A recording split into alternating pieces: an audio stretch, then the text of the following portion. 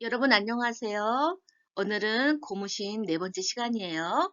자, 오늘은 국어 교과서 1-1과 공책이 필요해요. 그래서 배운 내용을 공책에 메모하면 좋겠죠. 국어 공책이 없는 학생은 교과서에 메모해도 돼요.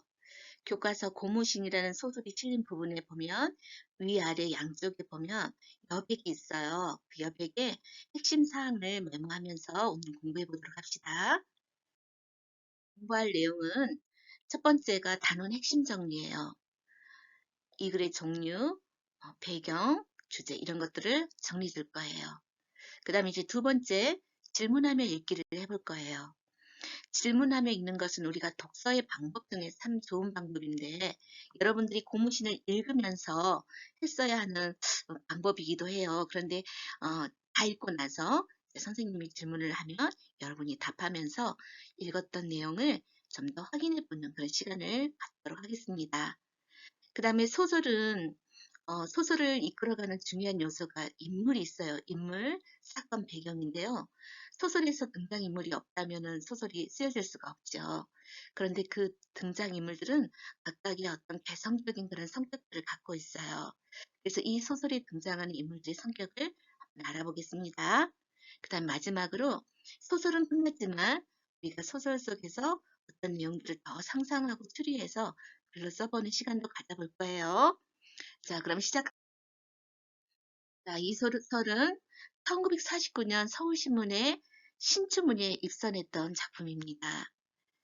그래서 이 소설은 1949년, 40년대 후반에 어떤 우리나라 시대 모습을 담고 있다고 볼 수가 있죠. 소설의 내용은 상기숙 마을에 드나드는 엿장수 청년의 애틋한 사랑을 다루고 있어요. 애틋한 사랑, 하다라는 말은 안타깝고 애가 타다 이런 의미를 가지고 있어요.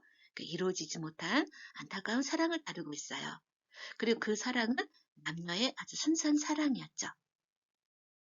자, 이 글의 종류는 소설이에요. 소설도 현대소설. 그 다음에 소설에서 사건이 일어나는 장소를 공간적 배경, 시간적 배경이라고 했죠. 그래서 이 소설은 시간적 배경은 1940년대 후반 우리나라. 그리고 계절은 봄이에요. 그리고 사건이 일어나는 장소는 바다가 보이는 마을, 공간적 배경이죠.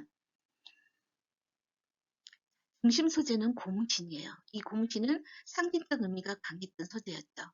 이 고무신은 누구보다도 남이에게 소중한 물건이었고 이 고무신으로 인해서 또 그 장수와 남이의 사랑 그리고 이별을 우리가 확인했던 그런 소재죠. 젊은 남녀의 애틋한 사랑, 이루어지지 못한 애틋한 사랑. 자, 이 소설의 특징은 비유와 상징을 썼어요. 그래서 비유를 써서 풍경이나 인물의 외모, 외양이나 행동을 아주 생생하게 묘사했죠. 그리고 고무신이라는 소재에 상징적 의미를 부여했어요. 그러면 이 소설에는 비유가 많이 쓰였고 상징도 쓰였는데 비유와 상징이 어떤 효과를 주는지 한번 알아볼까요? 자, 고무신은 뭘 상징했어요? 자, 애틋한 사랑, 그리고 이별. 사랑과 이별을 상징하고 있어요. 자, 이렇게 비유와 상징을 소설에 썼을 때 어떤 효과가 있느냐? 아주 중요합니다. 비유와 상징은 표현하려는 대상의 모습이나 또 인물의 심리를 아주 구체적으로 또 생생하게 표현해 줄 수 있습니다. 자, 구체적이고 생생하게 표현한다. 선생님이 빨간색으로 색깔을 달리 해놨죠? 아주 중요해요. 그리고 비유와 상징은 어떤 상황을 굉장히 참신하고 새롭고 재미있게 표현할 수도 있어요. 참신하고 재미있게. 선생님 빨간색으로 표시해놨네요. 자, 그 다음에 마지막으로 비유와 상징을 쓰면 내가 표현하고자 하는 그 내용을 더 인상적이라는 것은 기억에 또렷이 남게 그런 의미죠. 기억에 이렇게 새겨지게 그런 의미예요. 그래서 표현하고자 하는 말을 인상적으로 전달할 수 있다. 자, 그러면 이 소설의 배경을 좀 더 자세히 알아볼까요? 시간적 배경. 이 소설에서 사건이 일어나는 시간은 언제인가요? 네, 1940년대 후반, 그리고 봄이라는 계절이에요. 자, 그런데 1940년대 후반이라는 것은 소설의 어떤 내용이 보여줘야 되겠죠. 반드시 소설의 내용에 근거해서 우리가 시간적 배경을 알아내야 돼요. 소설에는 어떤 내용이 있느냐. 자, 선생님이 여기 31쪽에 나와 있는 것은 봄이라는 계절적 배경을 말해주는 부분을 지금 예시문으로 지금 보여주고 있어요. 보리밭이라니 모이를 줍는 낯딱 구름만이 이따금씩 들려오는 고요한 이 마을에도 올봄, 올해 봄이란 뜻이죠. 올봄 접어들어 안타까운 이별이 있었다. 여기 봄이라고 나오죠. 그래서 시간적 배경은 봄이다. 그러면 1940년대 후반이라는 것은 어디에 나와 있냐면 교과서 31쪽에 셋째 줄 한번 보세요. 바다와 시가지 일부가 한꺼번에 내다보이는 지대가 높고 귀한 동포가 누더기처럼 살고 있는 산기슭 마을이었다. 여기 귀한 동포라는 말이 나오죠. 귀한 동포는 1940년대 후반 우리나라가 일본으로부터 독립을 하고 주권을 되찾으니까 떠났던 그리고 끌려갔던 우리 동포들이 다시 돌아왔다고 했죠. 그 동포들을 귀한 동포라고 해요. 그래서 귀한 동포들이 머물러 살았던 산기슭 마을이었다. 이것은 1940년대 우리나라 시대적 배경을 보여주고 있어요. 공간적 배경. 소설에서 사건이 일어나는 장소를 말해요. 자, 장소는 바다가 보이는 산기슭 마을, 시골. 아까 스님이 읽어줬던 31쪽 세 번째 줄. 귀한 동포는 시간적 배경도 말해주면서 이 밑에 있는 산기슭 마을은 공간적 배경을 말해줍니다. 바다가 보이는, 바다 시가지가 보이는 산기슭 마을. 자, 그러면 이제 질문하면서 여러분들이 답하고 이 소설의 내용을 좀 더 깊이 있게 한번 이해해 보도록 합시다. 자, 소설의 첫 부분에서 아이들이 엿장수를 기다려요. 그 이유는 뭘까요? 맞아요. 그 당시에는 굉장히 우리나라가 가난하다고 했죠. 일제 강점기를 겪으면서 일본의 수탈과 약탈로 우리는 너무나 가난했어요. 그래서 가난한 형편으로 변변한 간식이나 오락거리가 없었어요. 물론 이제 1940년대 후반이니까 우리가 독립을 했죠. 그렇지만 그 일제 강점기의 그런 그 영향이 아직 남아있어가지고 여전히 우리나라는 가난했답니다. 그래서 가난한 형편으로 간식거리가 없었다. 그리고 놀거리가 없었다. 그리고 어른들은 모두 가족을 먹여 살리기 위해서 일터로 나갔다. 그래서 아이들만 마을에 남아 있었고 아주 무료한 시간을 보내야 했다. 지금 같으면 뭐 도서관도 있고 컴퓨터도 있고 그랬겠지만 그때는 아무것도 없었습니다. 그래서 아이들은 엿이라는 맛있는 간식거리를 가지고는 그리고 엿 타령을 하면서 등장하는 엿장수에게 굉장한 즐거움을 느꼈을 것이다. 엿장수를 기다린 이유예요. 자, 아이들은 왜 엿장수를 부러워했을까요? 그래요. 자기들이 먹고 싶어하는 엿을 많이 가지고 있죠. 그리고 아이들 생각에 엿장수는 엿을 마음대로 먹을 수 있을 거라고 생각했을 거예요. 아이들 생각에 실은 엿장수는 엿을 팔아야 되겠죠. 그렇지만 엿을 많이 가지고 있기 때문에 마음대로 먹을 수 있을 거라 생각했기 때문에 매우 부러워했죠. 첫째 질문. 나미는 철수 아저씨에게, 그 집주인 철수 아저씨에게 추석 선물로 옥색 고무신을 사달라고 했어요. 그 이유는 무엇일까요? 그렇죠. 옥색 고무신은 나미가 평소에 가장 갖고 싶었던 물건이에요. 그리고 그 당시에 멋을 내기에 좋은 물건이라고도 생각했죠. 여러분들 지금 멋을 내려면 어떤 물건을 갖고 싶어요? 비싼 운동화? 또 브랜드가 있는 뭐 티셔츠? 이런 걸 갖고 싶어 하죠. 그 당시에는 그런 것은 없었고 남이 정도 되는 젊은 아가씨가 가장 갖고 싶은 물건이 옥색 고무신이었어요. 그리고 그 당시 굉장히 비싼 물건이라고 했어요. 자, 남이는 영희와 윤희에게 손찌검을 합니다. 왜 그랬을까요? 그렇죠. 남이가 애지중지하는 옥색 고무신을 아이들이 엿과 바꿔 먹어버렸죠. 맞을 짓을 했나요? 남이는 영희와 윤희에게 손찌검을 한 적이 별로 없어요. 하지 않았죠. 그렇지만 너무나 아끼는 비싼 옥색 고무신을 엿과 바꿔 먹어버렸기 때문에 어, 손찌검을 합니다. 자, 그다음에 벌 사건.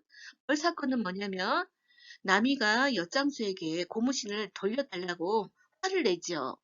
그때 벌이 날라와서 남이의 앞섭에 붙어요. 그것을 엿장수가 쫓아주려고 손으로 치는 순간 벌이 이제 엿장수의 손을 쏘죠. 그래서 엿장수가 아파서 이제 푸석푸석 뛰는데 그 벌 사건을 말해요. 근데 그 벌 사건은 소설에서 참 중요한 역할을 하고 있어요. 어떤 역할을 하고 있냐면 두 사람의 사랑이 시작돼요. 두 사람 사이에 미묘한 감정이 싹터요.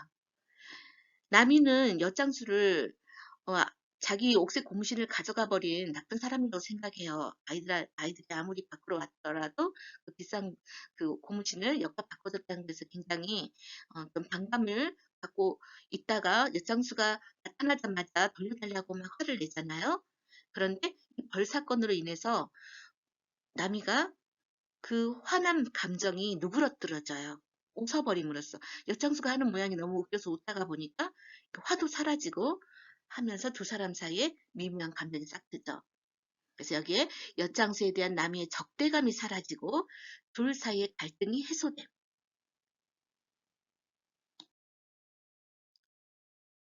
자, 남이의 친아버지가 철순의 집에 옵니다. 그 이유는 무엇입니까? 그렇죠. 남이를 시집 보내려고 데리러 왔어요. 그런데 데리러 온 남이 아버지와 철수의 부인, 철수 아내가 갈등을 해요. 그 이유는 뭐죠? 두 사람의 생각이 다르기 때문에 갈등하는 거죠. 외적 갈등. 자, 철수의 아내는 18이라는 나이가, 남이가 18살이에요. 결혼이 급한 나이가 아니다.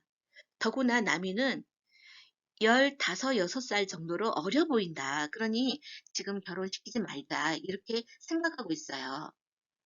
그런데 남이 아버지는 어떤 생각이에요? 나이가 18이라는 나이는 이미 많은 나이가 됐다. 결혼하기에 지나친 나이가 되었다. 그런데 지금 자기가 살던 마을에 괜찮은 신랑감이 있으니 하루빨리 만나게 해서 남이를 시집 보내야 한다. 이렇게 주장하고 있는 거죠. 두 사람 생각이 많이 다르죠? 극과 극으로 다르네요. 그래서 갈등을 해요. 자, 8번째 질문. 떠나는 날 아침에 나미의 눈시울이 부어 있었어요. 그 이유는 뭘까요? 울었죠. 왜 울었을까요? 그렇죠. 첫 번째, 철수 아저씨네 집을 떠나기 싫어서 밤새 울었을 거예요. 그 다음에 두 번째, 엿장수를 다시는 볼 수 없을 거라는 생각에 또 울었을 수도 있겠죠. 엿장수를 다시는 볼 수 없을 거라는 생각이 슬퍼서 울었다. 또 철수네 집을 떠나기 싫어서 밤새 울었기 때문에 눈시울이 부어 있었어요. 많이 울어야 눈이 붓죠. 자, 그 다음 질문. 나미가 떠나는 날 엿장수의 가위 소리가 들려와요. 그 소리를 듣고 재빨리 집 밖으로 나간 까닭은 무엇일까요? 네? 아, 영희와 윤희한테 엿을 사주려고요? 맞아요. 근데 그것보다 더 큰 이유가 있을 것 같은데요? 그렇죠. 떠나기 전에 엿장수를 한번 보려고. 엿장수가 마을에 왔으니까 얼굴이라도 한번 보고 떠나기 위해서 재빨리 집 밖으로 나갑니다. 10번째 질문. 떠나는 날 엿장수와 마주친 나미의 눈에 어두운 그림자가 지나간 까닭은 무엇일까요? 그렇죠. 엿장수를 보는 것이 이것이 마지막이라는 생각에 슬펐죠. 슬펐기 때문에 남이의 눈에 어두운 그림자가 지나갔다. 이렇게 표현한 거예요. 그 다음에 11번째 질문. 남이는 떠나는 날 엿장수에게 아무 말도 하지 않았어요. 왜 그랬을까요? 답답하죠? 왜 아무 말도 하지 않았을까요? 모르겠어요? 자, 첫 번째 이유는 말을 해도 상황이 달라지지 않았을 것이기 때문에 내가 말을 했어도 떠나는 상황은 달라질 수 없다. 아버지를 따라서 어차피 자기가 살던 마을로 돌아가야 된다라는 거죠. 그리고 또 두 번째 이유로 엿장수한테 어떻게 말해야 할지를 몰라서 제가 시집을 가게 됐습니다. 이런 말을 하기도 뭐하죠. 지금 신랑감 얼굴도 보지 않는 상태에서 아버지를 따라서 떠나는데 어떻게 말을 해야 될지 몰라서 그리고 말을 해도 떠나는 상황이 달라지지 않을 거라는 것을 알기 때문에 슬프죠. 네, 12번째 질문. 남이의 예쁜 옷차림을 보고 엿장수는 무슨 생각을 했을까요? 떠난다는 생각은 안 했을 거예요. 남이가 꽃놀이를 가려고 저렇게 예쁘게 차려입었나 보다 이렇게 생각했죠. 그리고 너무 예쁜 남이의 모습을 더 봐야겠다. 그래서 오름곡에 얼른 올라가서 멀리서까지 남이가 사라질 때까지 예쁜 그 모습을 봐야겠다. 이런 생각을 했을 거예요. 안타깝죠. 자, 마지막 여러분 다 알고 있죠? 저기 나미가 떠나고 엿장수가 바라보고 있네요. 나미가 신고 가는 저 옥색 고무신은 누가 준 것일까요? 엿장수, 그렇죠. 그러면 지금부터 등장인물의 성격을 한 사람 한 사람 한번 알아볼까요? 자, 엿장수. 엿장수는 어떤 성격의 인물일까요? 그렇죠. 굉장히 순진하고 순박하고 착한 사람이에요. 어디서 할 수 있었어요? 소설의 내용에 나와요. 근거. 근거라는 건 뭐냐면 내가 어떤 주장을 하면 그 주장을 뒷받침하는 증거들을 근거라고 해요. 엿장수가 착하다. 그러면 증거가 뭐냐? 증거가 바로 근거인데 소설 속에 있어요. 소설 속에서 근거를 찾으면 나미가 자신의 고무신을 쏘아달라고 쏘아붙이고 화를 낼 때 엿장수는 나미에게 아주 고분고분하게 대해요. 화내지 않고. 여기서 굉장히 착하고 순진한 성격이라는 것을 잘 알 수 있죠. 그 다음에 나미는 어떤 성격일까요? 그렇죠. 나미도 굉장히 순진하고 순박하죠. 그리고 순종적이에요. 순종적이라는 것은 남의 의견을 잘 따른다라는 뜻이에요. 아버지의 의견을 잘 따르죠. 자, 순진한 나미는 철수 아저씨가 선물해준 옥색 고무신을 굉장히 소중하게 여긴다. 그리고 순종적인 성격은 어디에서 나타나냐면 병든 마을을 떠나기 싫었지만 아버지에게 반항하지 않고 팔아나가요. 순순히. 그리고 또 엿장수에게는 아무 말도 하지 못하고 떠나버리죠. 굉장히 순진하고 순박한 모습이죠. 이런 모습에서 남의 성격이 드러나요. 자, 그 다음에 귀여운 영희와 윤희. 영희는 6살, 윤희는 4살. 굉장히 어린아이죠. 어린아이답게 천진난만하죠. 그리고 순진하고 또 철이 없어요. 자, 소설의 어느 부분에서 철이 없나요? 그렇죠. 엿을 너무 먹고 싶어서 그 충동을 참지 못하고 나미가 아끼는 줄 알고 있거든요. 나미가 아끼는 옥색 고무신을 엿과 바꿔 먹어버려요. 굉장히 철이 없죠. 순진해요.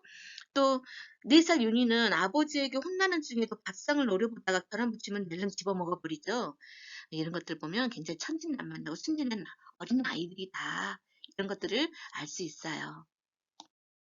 자, 그 다음에 선생님은 또 이 철수 아저씨가 굉장히 좋은 인물인 것 같아요. 좋은 성격의 인물. 철수 아저씨는 나미가 일하는 집 주인 아저씨죠. 철수 아저씨는 굉장히 생각이 깊고 사력 있고 생각이 깊고 신중한 성격이에요. 급하게 어떤 결단을 내리지 않고 신중하게 생각을 해서 결정하는 성격이죠. 어디 그런 근거를 찾아볼 수 있냐면 아이들이 아빠가 집에 오자 일러 바쳐요. 남이가 꼬집었다고, 남이가 손찌검했다고 일러 바치지만 남이를 바로 나무라지 않고 남이에게 다투지정을 물어봐요. 남이가 지금까지 아이를 때리는 아이가 아니었다. 뭔가 이유가 있을 것이다. 그래서 물론 자기 아이들을 때린 것이 좀 화가 나겠죠, 부모로서. 그렇지만 화내지 않고 남이에게 왜 그랬냐고 자초지종을 물어봅니다. 그래서 굉장히 생각이 깊고 신중한 성격이죠. 이런 성격은 우리가 좀 배워야 될 것 같아요. 자, 그 다음에 우리 남이 아버지의 성격. 남이 아버지는 나이가 많이 드신 그 할아버지셨죠. 이 남이 아버지는 굉장히 보수적이에요. 옛날의 전통적인 가치관을 고수하고 있고 가부장적인 가치관을 가지고 있어요. 가부장적인 가치관이라는 것은 뭐냐면 집안에서 남자가 어, 가장이 되어서 권력을 행사하는 거죠. 그러니까 아버지 중심으로 모든 일들이 결정되는 그런 가치관이 가부장적인 가치관이다. 그리고 남이 아버지는 고집도 세요. 그래서 철수 아저씨와 철수 부인이 그렇게 말려도 남이를 시집 보내겠다고 데리고 가죠. 근거들, 남이의 의견은 묻지도 않고 딸의 결혼을 혼자서 결정한다. 예전에는 이랬어요. 어, 두 남녀의 의견은 없고 부모들이 결정해서 결혼시키는 일들이 많았어요. 여러분들 정말 지금 생각하면 놀라울 일이죠. 근데 예전에 1940년대 후반 그런 일들 많이 있었어요. 자, 그 다음에 남이 아버지 성격은 또 어디에서도 나타나냐면 결혼을 만류하는 철수 아내의 말에 자기 주장만 강하게 내세운다. 상대방의 말을 들으려 하지 않고 자기 주장만 내세우는 고집이 센 성격이시다. 우리가 등장인물의 성격까지 다 알아봤네요. 그럼 이제 우리가 이 소설을 질문하면서 또 소설의 내용도 확인해봤고 아주 잘 배웠다고 말할 수 있어요. 그러면 마지막으로 우리가 좀 더 상상하고 추리해보는 시간을 가져봐요. 자, 마지막에서 아버지를 따라서 마을을 떠나가는 남이의 마음, 심정은 어땠을까요? 우리가 한번 상상해서 글로 써봅시다. 그 다음에 엿장수는 울음고개에서 남이를 쳐다보면서 남이 옆에 한 할아버지가 따라가고 있었어요. 그걸 봤을 거예요. 엿장수는 남이가 따라가고 있는 영감을 누구라고 생각했을까요? 한번 상상하고 추리해서 어, 답을 쓰고 그 이유까지 한번 적어보세요. 자, 그러면 오늘 수업 마치겠습니다. 여러분들 다음 시간에 또 만나요. 안녕.